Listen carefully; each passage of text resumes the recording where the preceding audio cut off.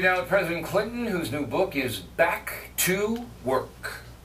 Okay, now, President Obama. His chances to be re-elected are, I'd say, 50-50 at this point. Would that be fair? I think they're a little better than that. Why would you think that when most of the polls show his approval's low 40s and most people, 60%, feel the country's headed in the wrong direction? Because his approval's up in the last few weeks, and because of this payroll tax cut where he's for it, and it looks like the House may not be. And yeah, but that's transient. Their approval rate is down to 11%. All right. You know, I think, and let me also say, because I think he's out there running against himself now. As soon as he gets an opponent, it'll be for the next 4 years, who do you think's more likely to take us in the right direction? No, but it's going to be, I think it's going to be a referendum on President Obama anyway, no matter who it is. You work with Newt Gingrich. You respect him? I respect his ability to think and do, and I eventually hammered out a really productive relationship with him. You respect him as a man? I don't disrespect anybody who works with me in good faith. I think he was way more political than I would have been. He's defended what he called scorched earth politics, and I certainly was the beneficiary of it. But I think that... Did he use unfair tactics on you? It depends on, you know, not in his mind. In your mind? I don't think about it like that. I either liked it or I didn't. Was he an enemy of yours while you were in the White House? Until he got to be Speaker and until the government shutdown changed the public... and then you found détente? Yeah, we worked together for 5 years. Would you vote for him? No, I'm going to vote for Obama. Why wouldn't you vote for, just take the president out of the equation, again, a good Democrat, why wouldn't you vote for Newt Gingrich? Why would you not cast a ballot for him? I can't take that out of the equation. I believe in a whole different direction in energy policy. I think the president's done a good job in foreign policy, and I think that we've got a better economic strategy now going than the one he's likely to implement.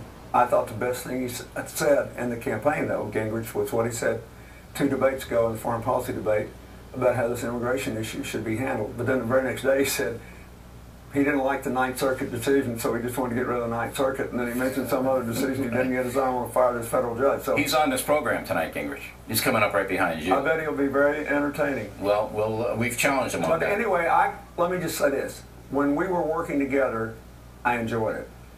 And I think he has a lot of knowledge, and I think he comes up with some quite creative ideas.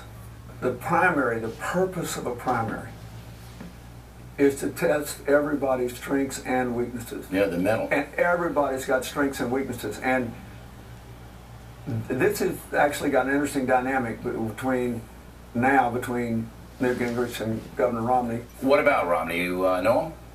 A little bit. I always, unlike you, I like the Massachusetts health care bill. And the Massachusetts system's more expensive than the rest of America, but it was before the health care bill passed.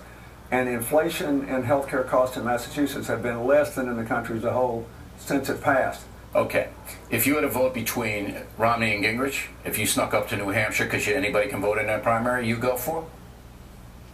I am not going to get in that Republican primary. There's no way you could ask me any kind. All right. I also like Huntsman, you know, and if I voted for him, I'd be in the 1%, but he arguably has the most consistently conservative economic record of anybody. Well, he did very well in Utah, there's no doubt about it. Now, when your wife is running against Barack Obama in New Hampshire, and this must bring back memories to you, the press favored Obama, correct? No, I think yes. All right, no doubt about it. I don't think there's any doubt that the American press favored Barack Obama over Hillary Clinton in the primaries. Now, is that going to happen again? Is the American press going to favor Barack Obama over the Republican candidate? We'll just have to wait and see. You know the answer is yes. Now my question is, why? Why does the American press favor the more liberal candidate?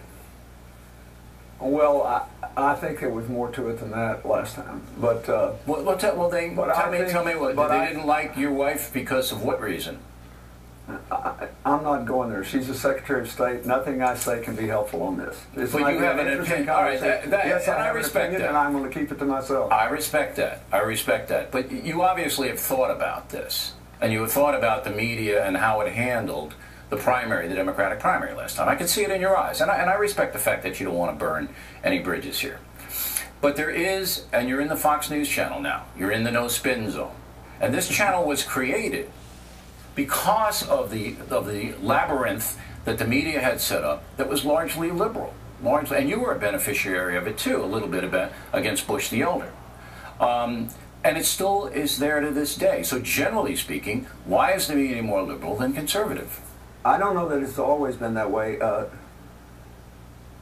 For example, in 1992, when I ran, I was hardly the beneficiary of it in the primary. Not in the primary, but in the main, you flavor of the day. Right. And so, you know, they always like what's new, and they always like a conflict, and they always like a story. But nothing I can say will contribute to anything good happening in America. And so I am not going to contribute to that. All right. The book, once again, is Back to Work, and we appreciate the President taking the time. We posted the entire interview unedited on BillO'Reilly.com. Directly ahead, Crowley.